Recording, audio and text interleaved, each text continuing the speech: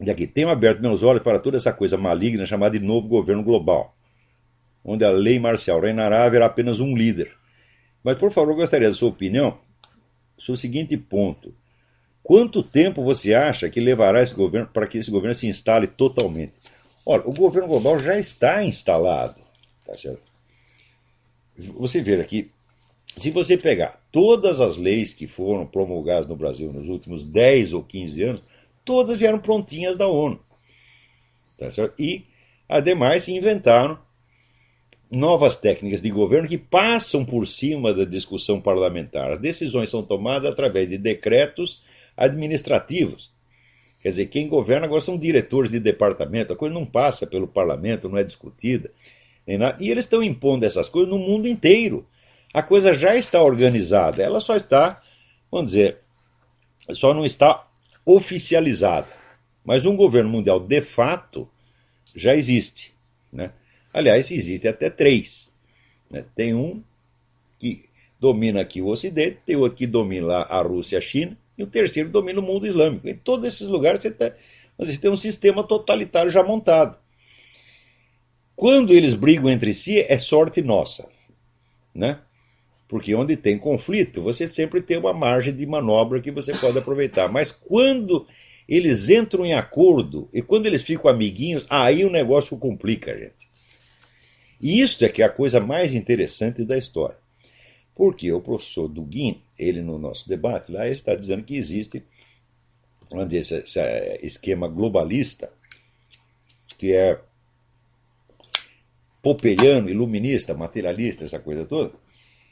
E ele diz que esse é o inimigo do esquema russo-chinês. Isso é mentira, gente.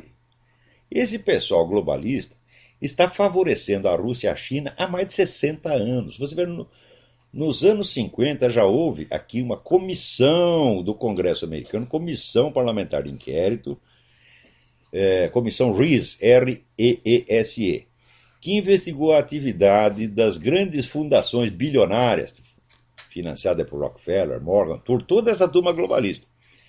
E comprovou acima de qualquer possibilidade de dúvida que esse pessoal estava fomentando tudo quanto é tipo de atividade comunista nos Estados Unidos. Esse pessoal sempre trabalhou contra os Estados Unidos. Depois que acabou a União Soviética, o que eles fizeram? Eles fizeram tudo para restaurar a economia dos países comunistas. Soltaram dinheiro para a China, então o investimento que houve na China foi uma coisa monstruosa. A economia chinesa não existiria se não fosse essa turma globalista. Agora, como é que você vai dizer que os globalistas são os inimigos dos chineses? Oh, meu Deus, vocês não são os inimigos dos chineses. Eles são os patrões e sócios do chinês, porra.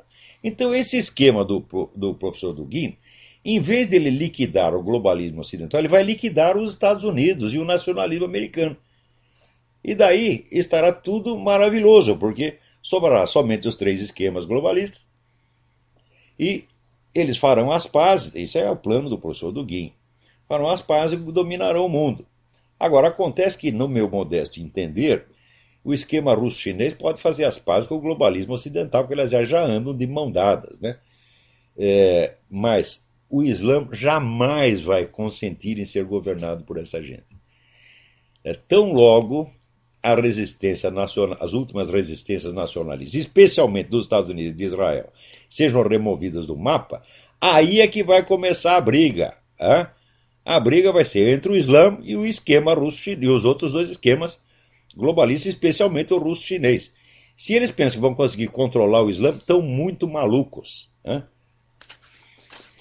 A maior da elite global para a destruição dos Estados Unidos. Muito bem, aí é um problema que é de uma ambiguidade, assim, de um caráter paradoxal, que deve fazer esses camaradas da nova ordem mundial perder o sono todos os dias. Porque, por um lado, eles têm que quebrar a soberania dos Estados Unidos e de Israel, que são os maiores obstáculos que existem à implantação de um governo mundial.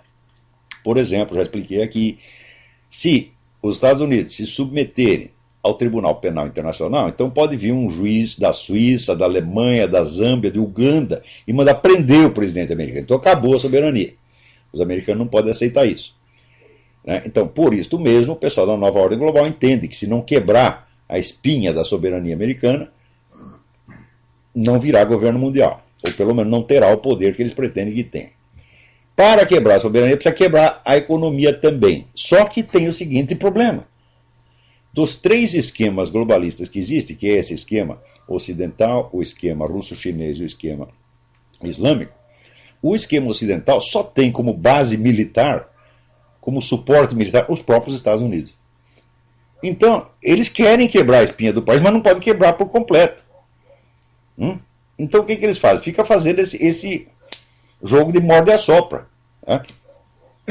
Como é que eles vão sair dessa? Eu não sei. Eu não sou Nelson Rockefeller, não sou Jorge Soros, não tenho nada a ver com isso. Eles que se arrumem. Então, você vê a ambiguidade do que eles fazem. Então, por um lado, eles tinham que assegurar, vamos dizer, a segurança americana no Iraque. Fizeram isso. Tá certo? Mas, por outro lado, estão abrindo as portas dos Estados Unidos para a invasão islâmica. Não invasão de imigrantes, a invasão dos altos círculos. Esse pessoal muçulmano aqui está comprando todo mundo, é uma compra de consciência que já teve na história dos Estados Unidos. Leiam lá o livro The Muslim Mafia e vocês vão ver que não é pouca porcaria aquele negócio. Então, eles combatem os islâmicos num lugar do planeta e ajudam no outro. Esta ambiguidade é em parte calculada, mas em parte reflete apenas confusão, porque você pensa, né, para acreditar que existe assim, um poder secreto que controla tudo, o cara precisa ser muito trouxa. O que existe é grupos e pessoas que querem mandar em tudo e querem controlar tudo, mas eles não controlam sequer os seus próprios peidos. Você entendeu? Ele está lá sentado segurando o peido sai. Isso já deve ter acontecido para os Rockefellers, para o Jorge Soros, acontece até a mim, vocês viram que coisa, os meus peidos não me obedecem. Então, o que existe é a presunção de mandar no mundo. Então tem 3 grupos muito fortes, com muito dinheiro, querendo mandar no mundo. Agora, eles não agem de maneira coerente, eles erram. Né? Este plano, vamos dizer, dos Rockefellers, etc., já era para ter dado certo há muito tempo. Né? Eles calculavam que quando chegasse no ano 2000 já estaria tudo montado o governo mundial. E não está ainda, porra. Né? Então, eu acho que esse governo mundial será sempre um fracasso. É que nem aquele rapaz que outro dia no Chile desembarcou lá o David Rockefeller, já velhinho na cadeira de roda, um chileno. Falou, vai pra casa, filha da puta, nós não queremos seu governo mundial, vai a merda. Né? Aí, e ele dizia, o seu governo mundial vai falhar, vai fracassar. É claro que vai fracassar. Né? Todo projeto, vamos dizer, de poder excessivo, ele fracassa por definição. Júlio César fracassou, Alexandre o Grande fracassou, Stalin fracassou, Mao Tse Tung fracassou, Gengis Khan fracassou, Hitler fracassou, e esses caras vão fracassar também. Os 3 grupos, russo, chinês, os islâmicos e essa turma do Rockefeller, vão todos falhar. Mas falando nisso, alguém me pede, né, como é que eu posso me informar melhor sobre esse negócio de nova ordem mundial. Né? Então, eu fiz aqui uma lista dos principais livros que as pessoas deveriam ler a respeito. Agora, peraí, a lista está achei, está aqui. Sobre esse negócio de nova ordem mundial, todo mundo fala muita besteira no Brasil, porque as pessoas discutem no Brasil pelo imaginário, é coisa assim que passou pela cabeça delas. Eles não sabem que existe um treco chamado fato e outro treco chamado documento. Então fica tudo na base do achismo. Então aqui eu fiz uma seleção, vamos dizer, de 13 livros, sem cuja leitura, ou seja, não pode abrir a boca para falar sobre o governo mundial. Isso aqui é o beabá, Isso aqui, quer dizer, o estudo do assunto começa com esses 13 livros. O primeiro é o livro do H.G. Wells, Herbert George Wells, The Open Conspiracy, que é o livro clássico do projeto do governo mundial, elaborado já nos anos 30. Herbert George Wells era um cara importante nos círculos fabianos. O fabianismo é uma variante do socialismo que pretende implantar o socialismo não por meios revolucionários, mas através de medidas legislativas e burocráticas, que é exatamente o que está sendo feito no mundo. Não quer dizer que fosse uma dissidência do movimento comunista, porque sempre houve cumplicidade entre uma coisa e outra. Quer dizer, você tenta pelo meio revolucionário, insurrecional. Se der errado, você vai pelo meio legal, administrativo, burocrático. Se isso aqui der errado, você volta para o esquema revolucionário. Sempre foi assim e sempre será. Então, o projeto do governo mundial está lá exposto, não é a primeira exposição, mas é, vamos dizer, a primeira exposição total do projeto. Então, se você não leu nem o projeto, então não dá para você saber o que está acontecendo. Agora, se você lê o projeto e vê aqui, ó, o sujeito está dizendo que eles vão fazer isto, mais isto, mais isto, mais isto. Então você sabe que, pelo menos, como intenção, a coisa já existe. Portanto, não é uma hipótese, tá? É uma declaração de intenções. O segundo documento fundamental é o livro do professor Carroll Quigley. Quigley escreve Q-U-I-G-L-E-Y, que se chama Tragedy and Hope, uma história do mundo no nosso tempo. O Carroll Quigley foi assessor de pessoas do tipo Rockefeller, não digo que fosse o Rockefeller, quer dizer, que são os grandes cérebros aí da nova ordem mundial, e ele conta no livro todo o projeto, como é que é, e ele apoia o projeto, tal como H.G. Wells. O Wells era um adepto do governo mundial, um formulador e grande adepto e apóstolo do governo mundial. O Carroll Quigley também. O Quigley só acha que, ele só não gosta que a coisa seja tão escondida. Na verdade, nunca foi totalmente escondida, é apenas discreto. E o Quigley acha que a coisa devia ser objeto de discussão em público. Ele diz, ó, nós podemos enfrentar a discussão em público porque nós ganharemos a discussão. Então, o terceiro livro é o livro do G. Edward Griffin. Griffin escreve G-R-I-F-F-I-N. O livro se chama The Fearful Master, o Senhor Temível. É um livro sobre a ONU e como é a modalidade de ação da ONU, especialmente na África, onde arrasou dezenas de países, derrubou um monte de governos legalmente constituídos, instaurou ditaduras, promoveu genocídio, etc. Para você ver que a ONU ainda tem, no Brasil você ainda tem a ideia da ONU como apenas uma assembleia de países, né, que não tem poder nenhum, o poder é apenas delegado pelo país. Não é assim de maneira alguma. Há muito tempo já não é assim. Quarto livro, o livro do Stanley Monteith. Monteith escreve M-O-N-T-I-E-T-H. O livro chama-se Brotherhood of Darkness, a Irmandade das Trevas. Então, esse livro é o melhor que existe sobre a participação de sociedades esotéricas e secretas dentro deste, semi-secretas, dentro deste plano da nova ordem mundial. Uma interpretação extremamente equilibrada e muito bem informada. Quinto livro, o livro que eu já citei dezenas de vezes, o livro do Lee Penn, P-N-N. O livro chama-se False Dawn, a Falsa Aurora, com o subtítulo The United Religious Initiative, Globalism and the Quest for a One World Religion. Quer dizer, a iniciativa, tem uma entidade que chama United Religious Initiative, Iniciativa das Religiões Unidas, o globalismo e a busca por uma religião mundial. Então está lá abundantemente documentado. Esse livro é constituído sobretudo de documentos mostrando o desenvolvimento das discussões e projetos para fundir todas as religiões tradicionais, as religiões novas, numa religião biônica a ser implantada pela ONU. E está lá, olha, o número de pessoas que participaram dessas discussões e projetos é um negócio impressionante. Gente de muito peso, tá certo? Está lá George Bush, estava o Papa João Paulo II, está todo mundo metido nisso.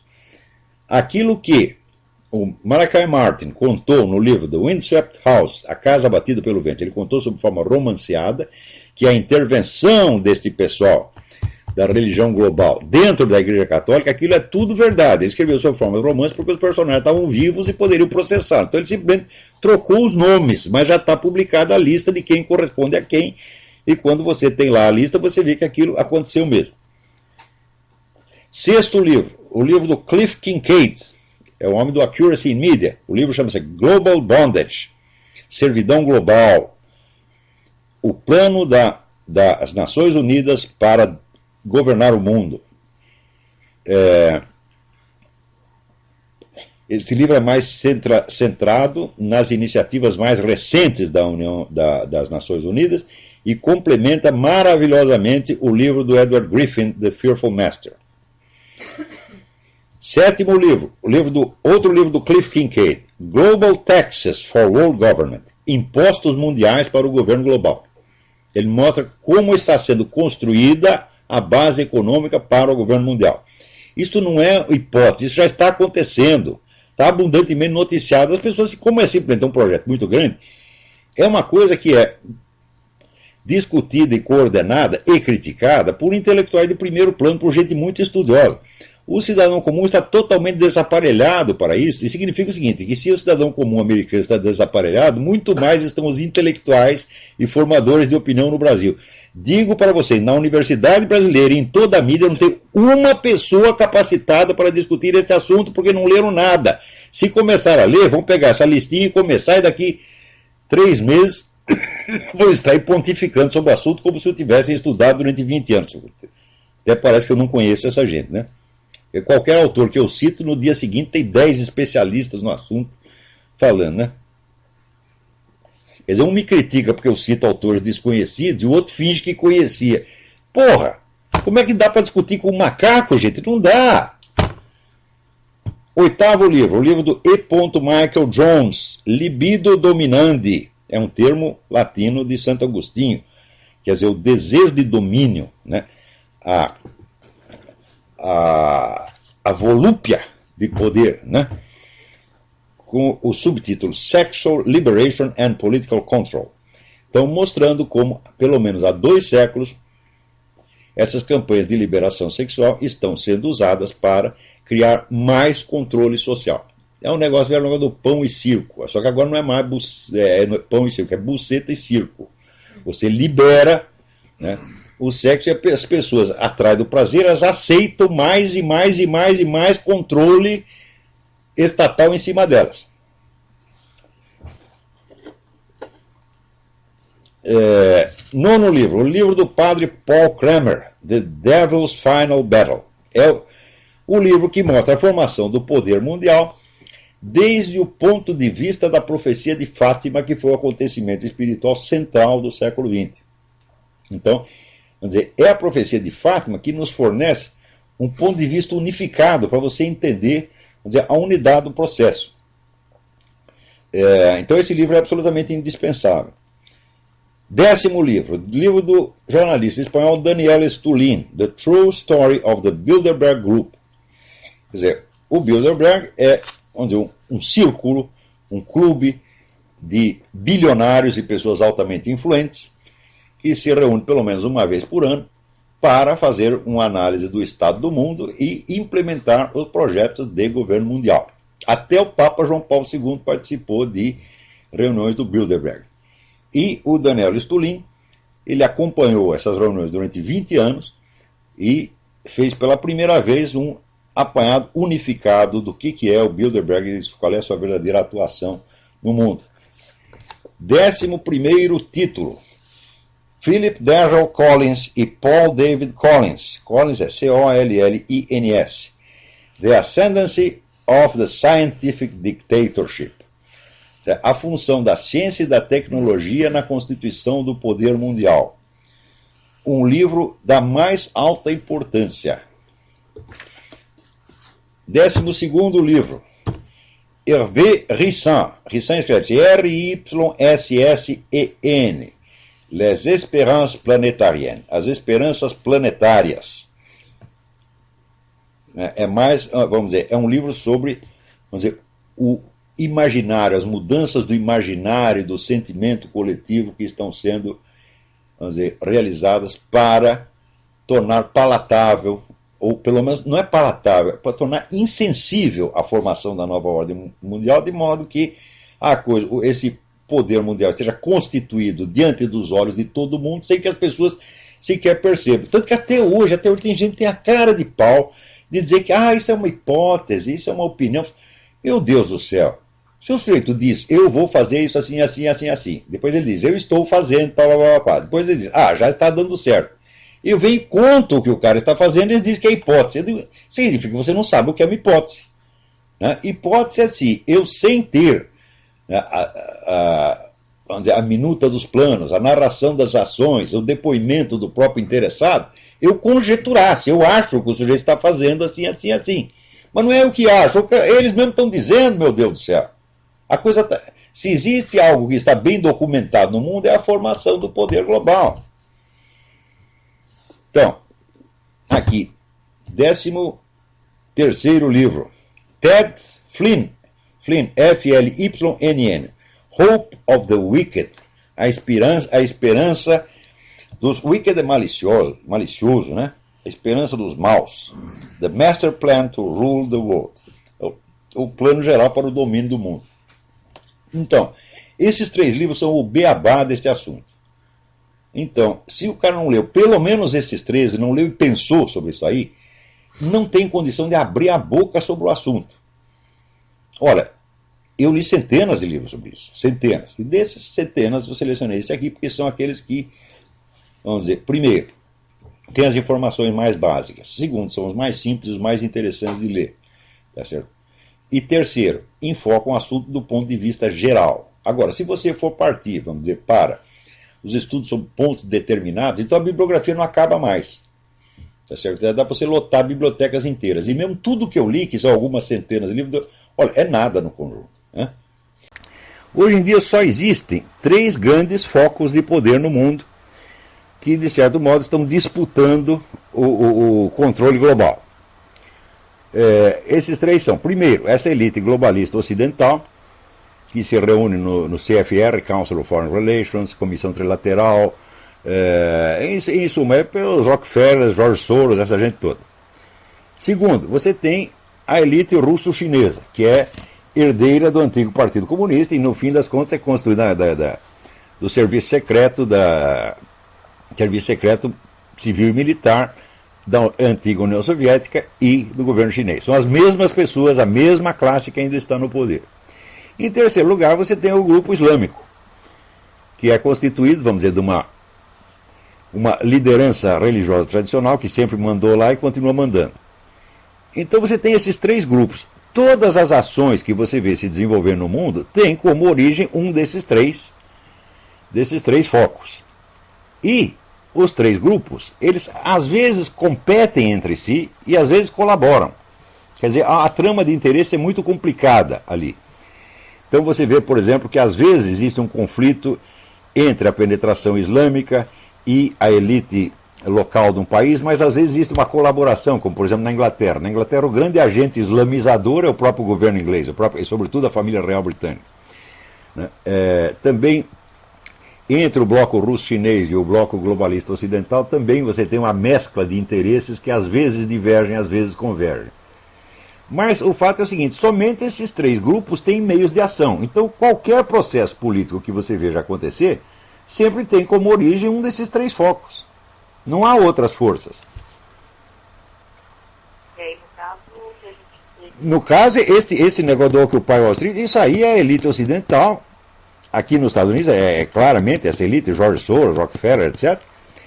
E na Europa é esse mesmo pessoal agindo em aliança com grupos islâmicos. E eu não sei, eu não tenho informação correta, vamos dizer, da interferência russo-chinesa no caso. Não tenho dados, então não posso dizer. Mas aqui nos Estados Unidos é somente a turma o próprio pessoal do Wall Street que está causando isso. Tudo bem, Olavo? Tudo bem. 2 perguntas rapidinho. Queria que o senhor comentasse qual que é o papel da família real britânica nessa nova ordem mundial. E comentasse também sobre o livro Máfia Verde, um livro já antigo. Olha, a família real como um todo eu não sei, tá certo? Mas o príncipe Charles, eu tenho certeza absoluta que ele é um servidor do Islã. Tá certo? Eu sei isso aí, vamos dizer, por informação direta, quer dizer, ele foi discípulo de um sheik islâmico durante muito tempo e a relação discípulo e mestre no esoterismo islâmico é relação de obediência total. Não importa se o cara é príncipe, multibilionário, general, não interessa. Tá certo? Então ele foi discípulo desse sheik por mais de 20 anos. E a gente vê pelas atitudes públicas dele, são atitudes de franca proteção ao Islã. Tá certo? Então, isso quer dizer que aí houve uma área de convergência, uma área de colaboração entre 2 grandes esquemas globalistas. O esquema ocidental, é os Bilderberg, e o Islã. Eles têm áreas de convergência, como eles têm áreas de disputa e áreas de conflito. São 3 grandes esquemas, o russo-chinês, o islâmico e o ocidental. Esses 3 têm áreas de colaboração e áreas de disputa. Um ponto em que todos eles estão de acordo é o seguinte, a total eliminação do cristianismo da face da terra. Isso aí é o que tem de comum entre os 3. Tá certo? Então, o que virá depois, bom, depois é que vai começar o pega para capar. Né? Agora, eu garanto para você o seguinte, que dos três, aparentemente o mais poderoso é o ocidental, porque ele tem mais dinheiro. Tá certo? Mas quando é que vocês vão entender o dinheiro em si mesmo ele não é poder, ele é um meio de conseguir poder. Tá certo? Mas se você não o transforma em poder imediatamente, tá certo? Às vezes pode passar o prazo e você fica com o seu dinheiro e o dinheiro só serve para você ser assaltado. Então, por exemplo, se você quiser destruir a elite russo-chinesa, é impossível. Você não chega nela. Se você quiser destruir a elite mandante do Islã, você também não chega, porque ela é quase clandestina. Até ela é uma multidão de sheiks reunidos lá vamos dizer, em grupos esotéricos, e a trama do poder é muito complexa. Agora, se você quiser destruir a elite ocidental inteira, você solta uma bomba na reunião do grupo Bilderberg e pronto, acabou a elite. É? Então, quer dizer, eles estão muito mais expostos, essa elite ocidental está muito mais exposta, embora tenha gente que chama o poder secreto, fala, não estou vendo poder secreto nenhum, está tudo na nossa cara, tá certo? Todo mundo, a gente sabe o nome de todo mundo, né? Apenas, vamos dizer, não são pessoas que exercem cargos oficiais, eles põem os trouxas, os seus agentes, para, né, ocupar cargos oficiais. Então, mas são pessoas conhecidas, então eles estão tremendamente expostos, coisas que, por exemplo, a KGB não está exposta de jeito nenhum. Não é isso? E a rede dos potentados islâmicos, que decidem realmente o curso das coisas, também não é. Você não pensa que é a Ahmadinejad que está decidindo essas coisas, de jeito nenhum. A trama do poder no mundo islâmico é muitíssimo complicada. O que você vê na realidade é uma mescla, tá certo, de planos globais, que eu já expliquei no debate com o professor Dugin, e até hoje ninguém desmentiu que seja assim, nem dá para desmentir porque é realmente assim, onde você identifica três grupos.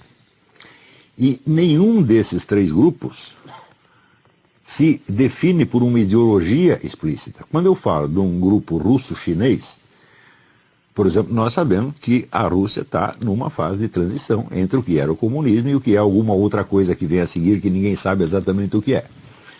Do mesmo modo, na China, você tem um esquema de poder que ainda é o mesmo do tempo do Partido Comunista, mas que agora se apoia sobre uma economia francamente capitalista. Então você tem um regime socialista com uma economia capitalista, tá certo?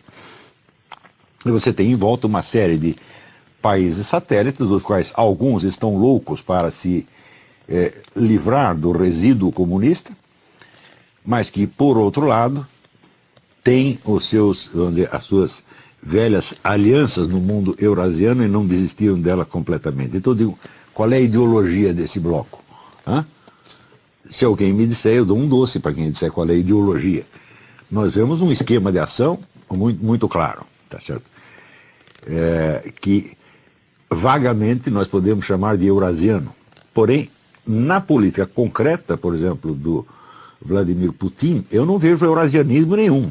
Eu vejo um projeto de restaurar o antigo Império Russo, usando talvez um discurso ideológico eurasiano como justificativa ou como meio de seduzir uma militância, ou coisa assim. Difícil você acreditar que milhões de chineses vão se sacrificar pela glória do Império Russo.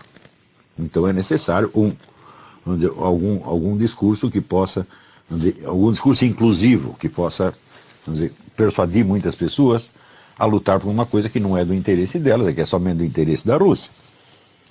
De qualquer modo, você vê, basta eu te dizer isso aqui para você ver como o panorama ideológico nessa área é tremendamente confuso. O segundo bloco, que é o bloco islâmico, claro que nós podemos chamar o islamismo ou o islamismo radical de ideologia, mas o fato é que para aqueles que estão envolvidos no processo, o islamismo é infinitamente mais do que uma ideologia. Não é isso? Então, o islamismo implica um compromisso moral que vai até os últimos detalhes da vida pessoal do indivíduo, coisa que nenhuma ideologia jamais conseguiu fazer. Se eu disser para você, olha, existe uma maneira islâmica de escovar os dentes, existe uma maneira islâmica de limpar o bumbum depois que você defeca, tá certo? Me mostra algum partido político que chegou vamos dizer, a moldar a vida dos seus militantes até esses detalhes. Isso é absolutamente inconcebível. Então, é claro que uma concepção civilizacional e religiosa abrangente como o Islã vai infinitamente além do que nós poderíamos denominar ideologia, tá certo? Mais ainda, existem várias ideologias que coexistem dentro do Islã e que, na luta pelo sucesso mundial do Império Islâmico, convergem e colaboram. Quer dizer, você tem desde pessoas que se dizem extremamente conservadoras, né? Aqui nos Estados Unidos você tem uma vasta massa islâmica que é conservadora, que vota no Partido Republicano, etc, etc, mas que estão aliados aos demais muçulmanos nas questões fundamentais. Então você tem duas ideologias completamente incompatíveis, nominalmente, as duas convergindo para uma mesma luta na escala civilizacional. E, finalmente, o terceiro bloco, que é o bloco que nós chamamos ocidental, o globalista, né? Bom, aí nós temos uma definição um pouco mais geral dos seus objetivos, mas que também vão muito além de uma ideologia. Ou seja, uma ideologia, ela é necessariamente um discurso que você prega às massas, de modo a obter, vamos dizer, a adesão consciente e deliberada dessas massas. Por exemplo, você quer o socialismo, você quer a luta de classes para derrubar os malditos capitalistas e instaurar a sociedade sem classe. Ah, eu quero, então eu vou aderir a esta coisa aqui. Quando você vê o esquema globalista, ele não tem nada disso. Você não tem aqui um programa globalista claro e inequívoco que seja oferecido às multidões para que elas possam aderir à coisa. Ao contrário, você tem todo um leque de discursos ideológicos diferentes, dirigidos a grupos diferentes, que aderem em função dos interesses específicos do seu grupo. Feminista, gaysista, racialista, etc, etc. Quer dizer, são ideologias diferentes. Não é isso? A relação deles é ambígua, porque eles ao mesmo tempo são competidores e são colaboradores. Agora você está vendo o governo americano servir o esquema islâmico, como em outras épocas serviu o esquema comunista. A União Soviética não existiria se não fosse os Estados Unidos. Você estuda, por exemplo, a história da ARA, American Relief Alliance, né, que teve, no começo do século, teve a maior fome na União Soviética, morreram 20 milhões de pessoas de fome. Se não fosse a ajuda americana, a União Soviética teria acabado ali mesmo. Depois da Segunda Guerra também, os Estados Unidos financiaram de novo a União Soviética. Então, você vê isso conseguido através de agentes do governo soviético que estavam dentro do governo americano, profundamente infiltrados ali. Então, você tem essas áreas de colaboração, ao mesmo tempo tem área de conflito. É uma coisa ambígua que não dá para você delinear perfeitamente.